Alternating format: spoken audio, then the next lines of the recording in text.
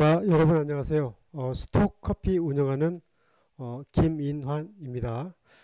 오늘 강의 내용은요. 트럼프 관세 기선제압은 실패했다.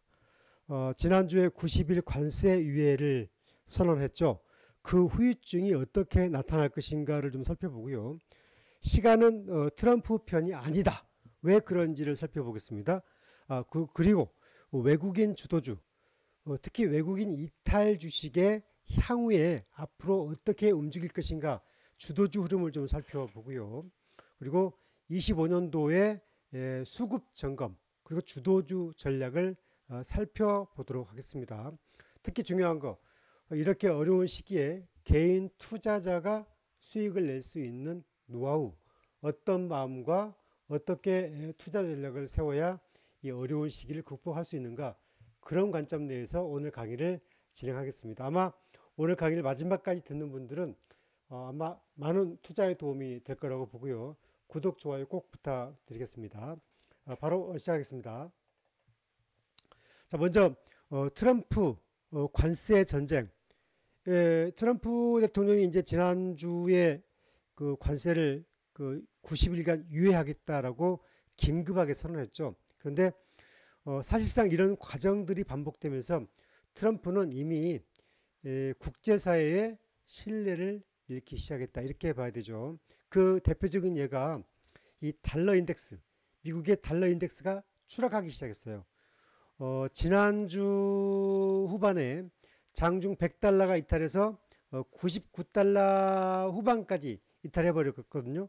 이 갖고 있는 의미가 결국은 미국의 국채가 급등했음에도 불구하고 미국의 킹 달러가 급격하게 100달러 이하로 내려갔던 부분들은 상대적으로 큰 의미가 있습니다. 따라서 이 90일 관세가 유예가 됐지만 이 기간 동안에 트럼프 대통령은 나름대로의 이제 미국 경제에 미치는 파장, 그런 것들을 좀 정비하는 시간을 갖고 아마 중국과 유럽이 일제 반발을 통해서 집중 대응하는 전략을 피해서 개별 대응하는 그런 전략으로 아마 작전을 좀 바꿨다, 이렇게 볼 수 있겠어요.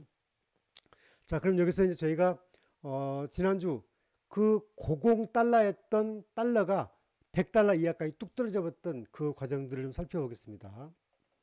자, 한번 보시죠.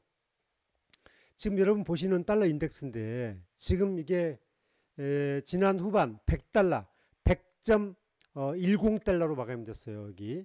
그런데 이 달러 지난주 금요일날 토요일날 달러가 99달러까지 추락해 버렸단 말이죠. 여기까지 이렇게 여기까지 추락을 해버렸단 말이죠.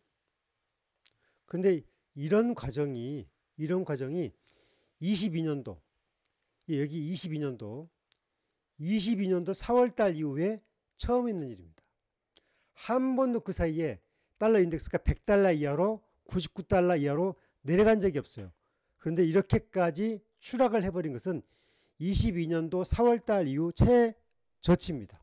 따라서 거의 한 3년 만에 이렇게 100달러, 99달러까지 무너져 버린 것은 아마 미국 경제가 심상치 않다는 것을 그대로 보여주고 있는 단초가 되겠다, 좀 그렇게 봐야 되겠죠. 또 하나는 여기서 이제 미국 경제가 식어가고 있어요. 따라서 지금부터는 미국이 지금 트럼프가 관세 전쟁을 이렇게 굉장히 밀어붙이고 있지만 이전처럼 1월달처럼 동력이 떨어져 버렸어요. 그리고 시간이 트럼프 편이 아니라는 거죠. 그 내용을 보시게 되면 먼저 한번 볼까요?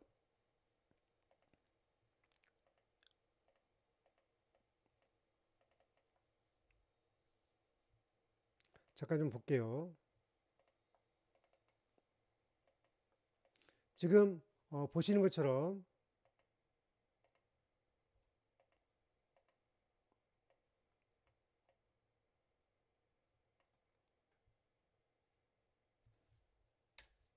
지금 지난 3월 달에 실업률이 이제 4.15 나왔었죠. 4.15 나왔었죠. 그리고 이제 3월 소비자 신뢰 지수가 57에서 50으로 떨어져 버렸어요. 3월 소비자 신뢰 지수가. 이렇게 소비자 지수가 떨어져 버리게 되면은 트럼프 대통령으로서는 상당히 어려움을 겪을 수밖에 없습니다. 자, 여기서 한번 저희가 한번 지표를 한번 볼게요.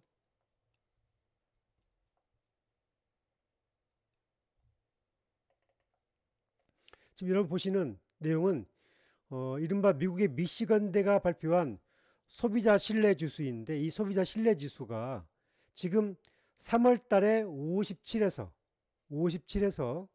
그 다음에 4월 11일 날 발표된 게 50.8로 떨어져 버렸어요. 이 소비자 신뢰 지수가 지속적으로 떨어지고 있는 것 자체가 기본적으로 미국의 큰 지표가 하나 지금 무너진 그런 느낌이 좀 있고요. 또 하나는 그나마 이제 다행이라고 봐야 될까요? 미국의 이제 소비자 물가 지수 CPI죠. 이 CPI가 전달과 같은 319가 나왔어요. 그러니까 소비자 물가 지수는 이른바 미국의 이제 이 그 경제 당국이 예상했던 그 기대치에 부합을 했어요. 그럼에도 불구하고 미국의 다우 지수나 나스닥 지수가 계속적으로 흘러내리는 부분들은 지금 미국의 경제 저변이 이전 같지 않다. 그런 걸 좀 보여주고 있는 거죠. 여기서 이제 하나 더 볼 부분은 물가, 노동, 고용, 소비 이 모든 부분이 지금 둔화되고 있어요. 따라서 트럼프 대통령은 6월 달에 금리를 인하를 통해서 한번 반전을 모색하겠다. 그런 내용을 가지고 있습니다. 이제 앞으로 이제 우리가 이제 눈여겨볼 부분은 어떤 점이 있냐면은 미국 경제에서 이 부분을 봐야 되죠. 이 GDP 성장률. 올해 1분기에 미국의 GDP 성장률이 얼마나 나오냐. 이 과정이 매우 중요합니다. 그동안에 미국의 GDP 성장률이 이전에는 이제 2.4였거든요. 2.4였어요. 따라서 작년 4분기 GDP 성장률이 2.4였기 때문에 25년도 1분기 GDP 성장률이 2.0 이상을 유지하는지 2.3을 유지하는지 이 과정이 향후에 미국 경제를 또는 미국 주가를 지지하는 가장 큰 흐름이 될 것이다. 이 흐름에 따라서 6월 달에 금리 인하가 그 폭이 결정이 될 겁니다. 만약에 GDP 성장률이 조금 더 낮게 나오게 되면 이른바 이제 파월 의장도 금리 인하 폭을 좀 더 과감하게 금리를 인하를 시킬 것이다. 그렇게 되면 다시 미국의 기술주가 다시 한번 저점 확인하는 그런 과정을 통해서 터닝 포인트를 찾으려고 하겠죠. 또 하나는 이제 미국의 그 트럼프 대통령 재임 시절에 이 주식시장의 흐름을 좀 볼 필요가 있어요. 또 하나는 이게 지금 다우 지수인데 제가 이 박스 안에 해놓은 게 트럼프 대통령 재임 4년 동안의 주가 차트예요. 물론 이 과정을 보시게 되면은 주가가 지금 이렇게 2017년도, 8년도, 9년도 계속 급락 파동이 나왔어요. 이 급락 파동은 왜 이렇게 나왔냐면은 트럼프 대통령의 기본적으로 지금처럼 관세 파동이라든지 이 경제 정책이 불확실을 통해서 본인의 마음 내키는 대로 해왔기 때문에 주가가 계속 상승 파동을 가지고 가다고 추락 이런 파동을 계속 겪어왔어요. 어떻게 보게 되면 지금의 과정이 그 연장선상에 있기 때문에 미국의 다우지수나 나스닥 지수가 향후에 계속 우상향하기보다는 지금 이렇게 내려와 있잖아요. 이 다우는 이 4만 포인트 파동 이 부분에서 계속 횡보할 가능성이 높다. 이게 박스권에 갇힐 가능성이 크다. 이렇게 봐야 되겠죠. 그나마 이제 다행인 부분은 트럼프 대통령이 이제 지난 그 주말에 스마트폰하고 컴퓨터, 하드드라이브, 메모리칩, 반도체 제조 장비에는 관세를 유예하겠다 이렇게 했고 보편 관세는 최소 10% 정도를 유지하겠다 이렇게 했습니다. 그러니까 기본적으로 트럼프 대통령이 관세를 90일간 유예했고 반도체, 스마트폰, 컴퓨터 이런 것들에 들어가는 기본 메모리 칩에 대해서는 관세를 유예했다는 부분에 대해서는 미국의 기본적인 경제에 미치는 영향을 최소화시키기 위해서 미국 산업과 연관된 부분에 관세를 기본적으로 이제 부과하지 않겠다. 그리고 관세를 90일간 유예한 부분은 전략적인 시간을 가져서 국가별로 협상의 시간을 갖겠다. 그래서 중국과 유럽이 벌떼처럼 달라들어서 미국 경제에 타격이 있는 부분을 막겠다. 그런 전략으로 해석이 되는 거예요. 어찌됐든 연준은 6월 달에 금리를 인하할 것으로 예상이 됩니다. 자, 그러면 이제 여기서 우리가 볼 부분은 올해 미국보다 우리나라 시장이 더 좋다는 거예요. 그 이유는 이겁니다. 대외 여건을 보게 되면 대외 여건은 첫째, 관세 전쟁에 노출된 악재는 이미 흡수되고 있다. 이렇게 봐야 되고 원달러 환율이 점진적으로 하락하고 있다. 이렇게 보고 있어요. 제가 얘기 드렸지만 이 달러 인덱스가 지금 100달러 예로 좀 떨어지고 있잖아요. 틀림없이 떨어집니다. 왜냐하면 트럼프의 경제정책 추락하면서 미국의 3대 지수가 추락하고 있어요. 고용, 노동, 물가. 결국 미국이 금리를 인하하게 되면 아마 달러 인덱스는 100달러 이하로 떨어질 거예요. 그리고 우리나라 원달러 환율은 아마 올해 하반기에 1330원에서 50원 사이가 아마 형성이 될 겁니다. 그리고 내년에는 아마 1300원 이하로 떨어질 수도 있어요. 따라서 기본적으로 이 여건을 봤을 때 국장이 좋은 여건이 형성될 수밖에 없고 미국 증시가 침체되고 경제가 침체되면서 미국으로 몰렸던 자금이 새 투자처로 이동할 것이다. 이렇게 보입니다. 또 하나 이제 국내 여건 볼까요? 국내 여건은 올해 이제 6월 달이면 이제 새 정부가 출범하죠. 뭐 여든 야든 아마도 제가 보기에는 아마 야당 정부가 들어서게 되면 아마 증시의 기대감은 더 폭발적으로 높아질 것이다. 그리고 경제 활성화를 위해서 증시를 활성화시킬 것이다. 그렇게 보고요. 또 하나 금리를 인하시킬 거예요. 우리나라도. 아마 미국도 인하되고 유럽도 인하되고 우리나라도 금리를 인하시키는 폭이 훨씬 더 클 것이고 그 다음에 경제 주식시장 활성화를 통해서 상법 개정이라든지 이런 걸 통해서 아마 소비를 늘려가는 그런 경제 활성화를 필 것이다. 그렇게 보이는 거죠. 또 하나는 국내 증시가 3년간 눌림이 있었어요. 눌림. 따라서 이 반등 사이클에 가능성이 있다. 이렇게 봐야 되는 거죠. 이 내용을 하나 볼게요. 왜 국내 증시가 유심히 좀 봐야 되냐면 지금 이 종합지수를 보시게 되면 지금 우리나라 증시가 이제 2021년도와 22년도 사이에 3,300 찍고 지금 이제 2,400 하고 있잖아요. 이 관세 파동 와중에서도 우리 증시가 이렇게 버티고 있죠. 그리고 지금 20년도 이후에 증시가 이 박스권에 갇혀 있어요. 미국과는 달라요. 미국은 이 우상향 했는데 우리 증시만 이렇게 하단 박스권에 갇혀 있죠. 따라서 이 부분들은 국내 증시에 상당히 긍정적 요인이 될 수 있다. 이렇게 보고요. 또 하나는 반도체의 사이클이 여전히 긍정적이다. 왜냐하면 AI 반도체라든지 5세대 AI 반도체 사이클이라든지 이런 것들이 여전히 좋아요. 그러니까 엔비디아가 주가가 하락했지만 삼성전자와 하이닉스의 올해도 수익성이 계속 좋고 삼성전자 하이닉스가 기본적인 기본 수익률을 유지함에 따라서 반도체 소부장의 전체적인 아마 수익률이 긍정적으로 유지되고 있다. 그렇게 보고 있고요. 또 하나는 2차 전지의 사이클이 좋아지고 있어요. 이 부분은 2차 전지 파동이 2023년도 이후에 2년간 죽을 썼잖아요. 올해 하반기부터 그러면 이제 3년 차로 가거든요. 아마 삼성 그룹에서는 반도 2차 전지 이른바 슈퍼사이클을 27년도 정도로 보고 있는데 아마 2차 전지 관련주는 올해 하반기에 먼저 움직이고 내년 상반기부터 아마 선행지수로 움직일 가능성이 크다. 저는 그렇게 보고 있습니다. 그 대표적인 예 중에 하나가 이제 LG 에너지 솔루션이 이제 대장주죠.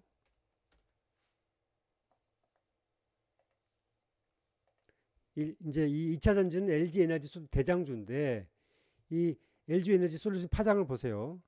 이제 LG 에너지 솔루션이 지금 33만 5천 원이잖아요. 그런데 이 파장을 보게 되면 이 최저점 파동에서 지금 이렇게 물려 있어요. 따라서 지금은 저점에서 돌아가는 파동이고 향후에 계속 긍정적인 시그널이 나올 가능성이 높다고 봐야 되겠죠. 이것은 이제 LG 에너지 솔루션의 이제 월봉 차트입니다. 월봉 차트이기 때문에 이 과정을 두려워해서는 안 되죠. 또 하나는 이제 수급 점검 해볼게요. 수급 점검 보시면 이른바 이제 4월 둘째 주에 외국인이 코스피에서 4조 1,700억을 팔았어요. 그리고 4월 들어서만 8조를 팔았고 2월 이후에 13조를 팔았고 올해 1월 달 들어서는 이후에는 14조를 팔았고 작년 8월 이후에 37조를 팔았습니다. 37조. 그리고 코스닥에서는 1조 2,400억을 팔았어요. 그러니까 외국인들이 올해 1월 달 이후에는 코스피에서 14조, 그리고 작년 8월 달 이후에는 코스피에서 37조를 팔았어요. 그런데 국내 지수는 어떻습니까? 국내 지수는 어떻습니까? 국내 지수는 생각보다 그렇게 폭락을 하지 않았어요. 볼까요? 자, 지금 이 국내 주봉 코스피의 주봉 차트인데 작년 8월 이후에 외국인들이 이렇게 주가를 팔았죠. 그래서 약 종합지수가 400포인트 떨어졌죠. 그렇죠? 떨어졌죠. 37조를 팔았어요. 37조. 하지만 지금 삼성전자 사이클 한번 볼까요? 삼성전자 파동이 가장 크거든요. 자, 삼성전자 파동을 보시면 삼성전자 파동도 보시면 삼성전자가 작년 8월 이후에 지금 8만 6천 원에서 지금 5만 5천 원 파동 왔잖아요. 삼성전자. 그 다음에 하이닉스도 마찬가지죠. 작년 8월 달에 기본적으로 한 21만 원 돈에서 지금 18만 원 정도 빠졌어요. 이 사이클만 보게 되면 삼성전자와 하이닉스가 하락은 했지만 기본적으로 한국을 대표하는 대장주 반도체이기 때문에 기본 수익률 유지하기 때문에 앞으로 외국인 자금이 37조가 빠져나갔는데 이 자체는 다시 유입될 수 있는 환경이 유지되고 있다. 새 정부, 미국 경제 침체, 그 다음에 원달러 환율 떨어지고 있고, 그 다음에 미국으로 몰렸던 자금들이 다시 신흥국으로 또 그 다음에 수익률을 놀릴 수 있는 국가로 이동할 수 있는 그런 시기가 조성이 되고 있다. 그렇게 봐야 되는 거죠. 이제 주도주를 좀 살펴보겠습니다. 먼저 LNG의 이제 포스코 인터를 보고 있는데 이제 지난주에 LNG 테마가 거동이 되면서 주가가 이제 빠르게 회동이 됐어요.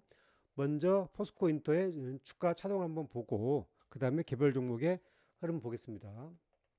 지금 여러분 보시면 이제 포스코 인터가 이제 지난주에 보시게 되면 4만 4천 원까지 빠졌다가 지금 5만 원대까지 올라와 버렸죠. 그죠? 그 다음에 3월 달에 6만 4천 원 갔다가 왔단 말이죠. 그죠?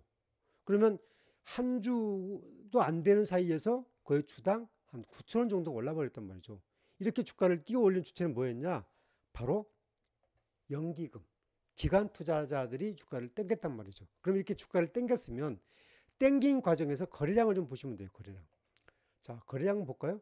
이 거래량을 보시면 거래량은 늘지 않았어요. 거래량은 오히려 지금 60만 주대, 60만 주. 이 거래량 쭉 60만 주대는 이 저점이에요. 그러니까 이 포스코 인터내셔널의 주가가 이 5만 원 전후의 흐름이 있지만 이 가격이 기본적으로 거래량 흐름 봤을 때는 중저가에 있는 흐름에 있고 테마권에도 여전히 긍정적으로 작동이 되고 있다. 이렇게 봐야 되는 거죠. 자, 그러면 이제 현재 제가 파악해 본 바에 의하면은 현재 연기금이 한 1,300만 주 정도 보유하고 있고 24년도 11월 3일 날 이른바 이제 공시를 통해서 1,061만 주 보유하고 있다고 했는데 11월 3일 이후에 연기금이 190만 주를 순매수했어요. 그래서 1,300만 주 가까이 보유하고 있다. 그리고 지금 올해 1분기 매출은 7조 9천억 정도 예상이 되고 영업이익이 2,500억 정도 예상이 된다고 하나증권이 이제 리포트를 냈습니다. 따라서 이 여건을 보게 되면 2030년도까지 밸류업은 계속하고 주주 재고는 배당을 50%까지 순이익에 올려가고 간다고 하고 그 다음에 회사 측에서는 2030년도 주가를 13만 원 정도 이상을 유지하겠다 이렇게 공고를 냈습니다. 올해 4월 말에 배당을 1,550원 했습니다. 이런 추세 같으면 내년 배당은 2,000원이 넘어갈 거예요. 그러면 적어도 아마 주가는 아마 7만 원대 이상 1년 뒤에는 아마 유지될 가능성이 매우 높다. 저는 이렇게 보는 거죠. 그리고 이 LNG 파동, 이 LNG 테마는 아마 우리나라가 관세 부분에서 미국과 협상 가능성이 있는데 될 수도 있고 안 될 수도 있어요. 왜냐하면 이 LNG는 미국의 알래스카를 그 LNG 파동을 가고 있는데 아마 한국가스공사가 들어가게 되면 거기에서 민간기업 하나가 묶어가겠죠. 그러면 아마 가장 유력한 것은 아마 포스코 인터가 갈 가능성이 크죠. 왜냐하면 국책기업이니까 SK나 LG는 국책기업이 아니잖아요. 하지만 포스코 인터는 국가의 자본이 많이 들어가 있기 때문에 한국가스공사 그 다음에 포스코 인터가 선정된다고 하면 정부가 지급 보증되는 테마로 움직일 가능성이 크다. 그리고 관세를 협상을 딜할 수 있다. 아마 이런 시나리오가 있겠죠. 이것은 될 수도 있고 안 될 수도 있는데 이 부분들은 저희가 이제 눈여겨보면서 주가의 파동을 지켜보도록 하겠습니다. 자, 그 다음에 또 하나는 이제 이 그 방산주와 현대로템과 하나 에어로스페이스가 있죠. 제가 이제 아쉬운 부분들은 그 제가 한 번도 얘기했는데 하나 에어로스페이스가 이제 있었는데 주가를 한번 보죠.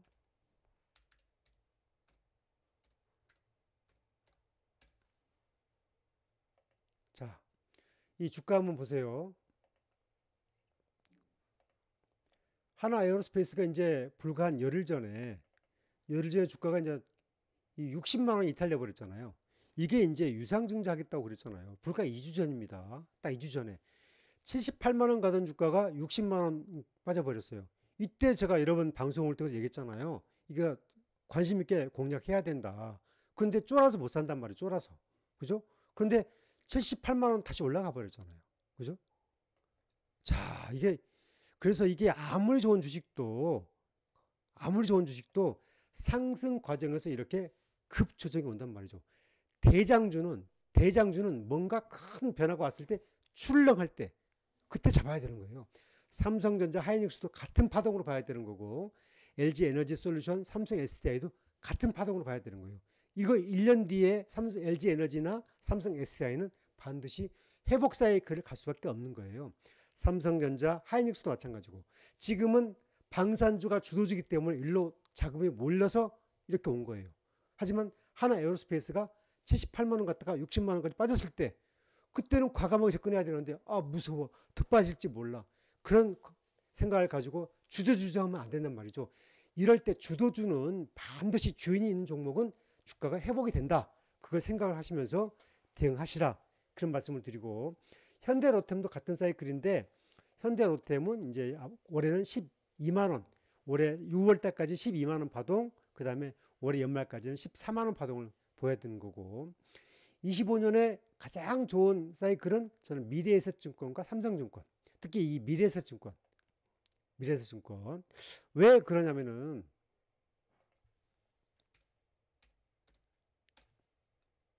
제가 이제 미래에셋증권을 좀 설명을 드리면 자 미래에셋증권 이제 월봉입니다. 자 미래에셋증권 일봉 보시면 1200원까지 갔다가 지금 9100원 밀렸죠. 그런데 주봉 보시면 계속 우상향 추세에 있죠. 그리고 월봉 보시면 주가가 지금 올라가는 사이클이에요. 월봉 보시면. 그런데 여기서 이제 뭘 봐야 되냐면 미래에셋증권이 작년에 이제 그 영업이익이 1조 이상 나왔습니다. 사상 처음이죠. 그리고 계속 배당을 높이고 있고 자사주를 줄이고 있어요. 그러니까 자사주를 줄이면서 배당을 높이면서 추세로 가고 있기 때문에 추세 우상향 종목이다. 좀 그렇게 보고 있는 거고요. 네, 또 하나는 삼성증권도 같은 파동으로 좀 보실 필요가 있다. 또 하나는 엔터주에서는 YG, SM, 하이브가 있는데 특히 이 YG 파동이 가장 좋다. 이 YG 파동은 왜 가장 좋냐? 제가 여러 번 설명을 드렸는데 지금 YG가 지금 올해 수익률이 가장 좋죠. YG가 아마 이제 그 이전과는 다르게 좀 수익률이 가장 좋아요. 특히 블랙핑크가 돌고 그 다음에 베이비몬스터가 돌고 트레저가 돌고 YG의 이제 메인 보컬이 남자 보이그룹이 트레저가 있고 블랙핑크는 7월달에 올드 투어가 시작되고 베이비몬스터는 하고 있고 그 다음에 또 2NE1이 돌고 있죠. 그 다음에 내년 상반기에는 빅뱅이 돌 거라는 그런 소리도 나돌고 있어요. 저는 개인적으로 빅뱅이 한번 돌 거라고 보고 있어요. 그런데 그동안의 YG가 이른바 이제 이 월드 투어를 계속 돌지 못했어요. 그런데 지금은 5팀이 돌 정도로 계속 지원을 아끼지 않고 있단 말이죠. 그러면 수익성은 계속 크고 발행 물량은 1800만 주밖에 안 되고 그러니까 JYP, SM, 하이브에 비해서 발행 물량은 가장 적죠. 그 다음에 월드 투어는 가장 많이 하고 있죠. 그 다음에 올해 또 하반기 보이그룹 데뷔하죠. 이런저런 여건을 봤을 때 수익성은 단위 수익성은 가장 높은 엔터 그룹이 될 가능성이 크다. 이 월봉 사이클로 봐도 전고점이 97,000원인데 지금 6만원대 가고 있단 말이죠. 따라서 올해는 올해 하반기에 아마 8만원대 돌파 사이클은 충분히 돌파한다. 이렇게 봐야 되는 거예요. 그러면 이제 여기서 그걸 어떻게 보장하냐. 주식은 이 과거의 데이터를 가지고 판단하는 겁니다.